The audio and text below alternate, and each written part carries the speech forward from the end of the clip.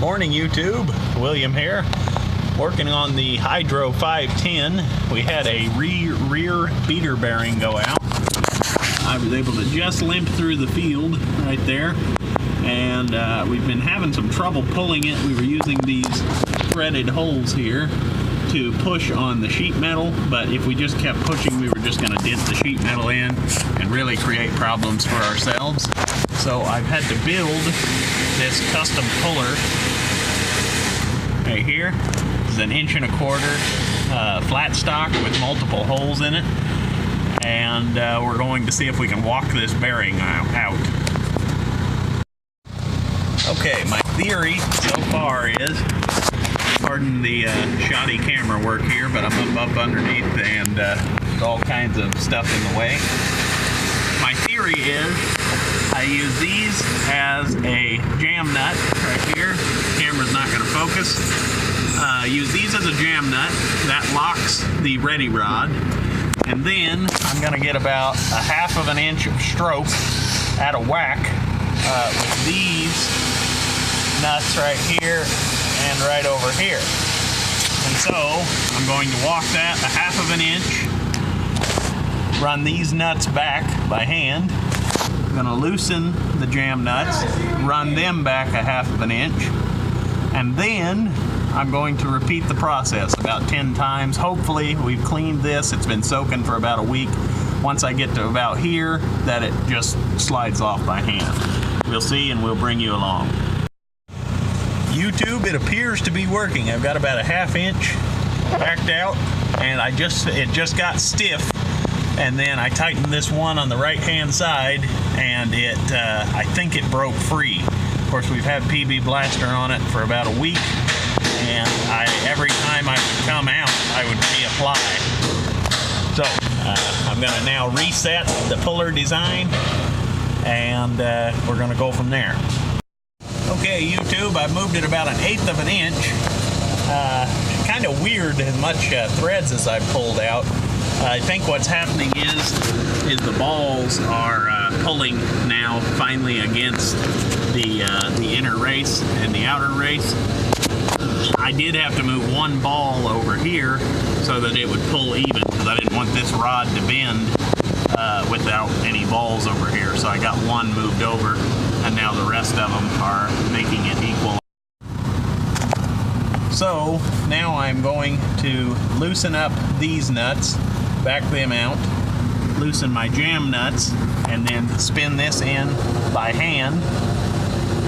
And then I'm going to retighten the jam nut and start pulling again. And then what that will do is keep walking this bearing forward by screwing the ready rod through the bearing housing. And then I can pull this bearing 8 inches with only 1/2 inch of stroke.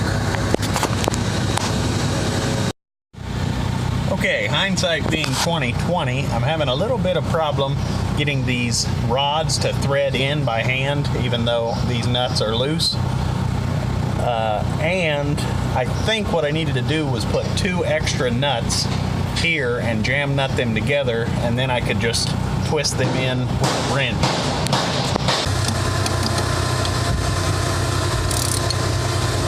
Oh yeah, she's popping loose. That's what you like to hear. Every time it pops, it gets easier. So we're just about home free. Let me switch sides.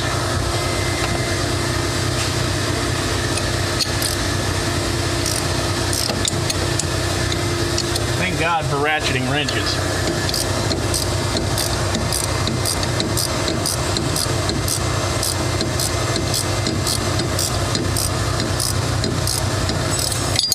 Switch sides again.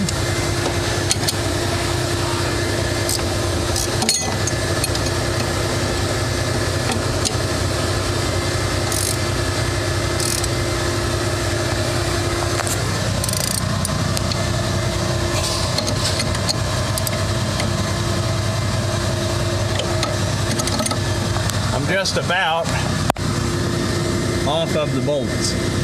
As soon as I hit this shiny part, it should just slide off by hand. Okay, I've got to the shiny part. I am off the bolts, so now it's going to rotate.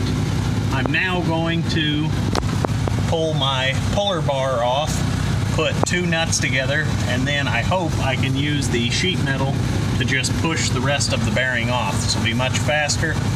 I had to, since I didn't have a spare nut in there to run these forward, I've had to resort to using my pliers.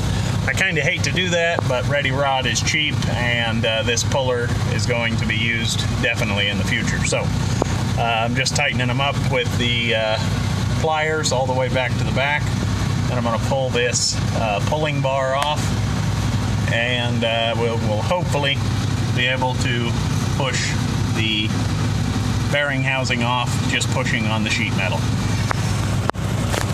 Definitely regretting not having the jam nut. I'm able to turn it now, and I've turned it, I've pulled it back as far as possible, and now I have to turn these with a vice grip to get them off because I cannot pull the pulling bar. I hated to do it, but Ready Rod was cheap.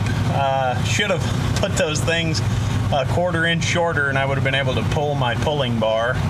I had to install it all with it already threaded onto the pulling bar. If they were a 1/4 inch shorter, I could have just backed the nuts off, pulled it, but you live and learn.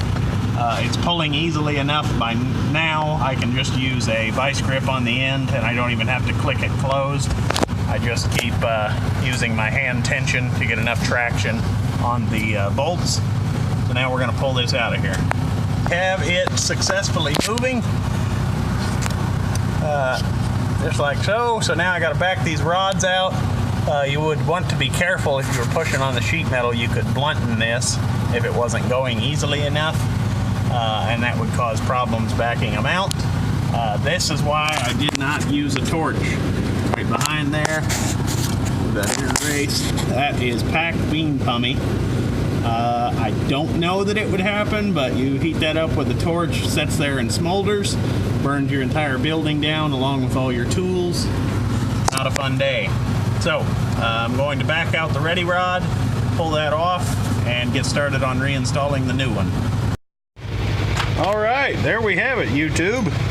It's about 100 degrees out here. Got our large fan on us. Boy, that thing moves the air. We've got that out. We have a replacement bearing here. There's the shaft. The pummy just kept rolling out as we turned it. So now we will clean that all up to the best of our ability. Annie sees the dickens out of it. You know we live by that stuff. And we will get it reinstalled. Then we can work on our table elevator drive chain. Okay, we're here at the vise. We've got this polished with our wire wheel attachment, and here was the old bearing. Boy, that thing was stuck in there. This combine did a lot of sitting outside. It's all faded and nasty, but never really bothered us. And now we're ready to reinstall the new one. Okay, we're back over here at the main shop. That other bearing came out so hard, but this one just slides right in. So now I can't pull it back out by hand, but it should not be reinstalled that way. So there's three things that I'm going to do. One, I already anti-seized this, and when I was trying to reinstall it, I just assumed this would just fit tightly. So the next thing I'm going to do, I'm going to ping the bearing housing with a good center punch. I'm going to put 3 on each side, nice deep heavy pings. That will ensure that the bearing goes in tight. And then I've had excellent success welding an anti-rotation tit on right here at the tip of my finger. What that does is it goes into the install slots, slide it in, and there's a little welded tack right on the install slot there. And once you turn that thing in, even if this comes loose in here, it still cannot turn inside the housing. These are just a few tricks I've picked up, so let me get those steps done, and I will show you the finished product. Okay, I use a Davies center punch. You'll see this in my other videos. I just put a real heavy divot in there. So heavy, in fact, that the Davies actually stood up in there when I released it, but of course now I've wiggled it out. So I'm going to do 2 more here, and then I'm going to do 1, 2, and 3 more over here, and then I'm going to put my tit on. Okay, I put my divots in right there.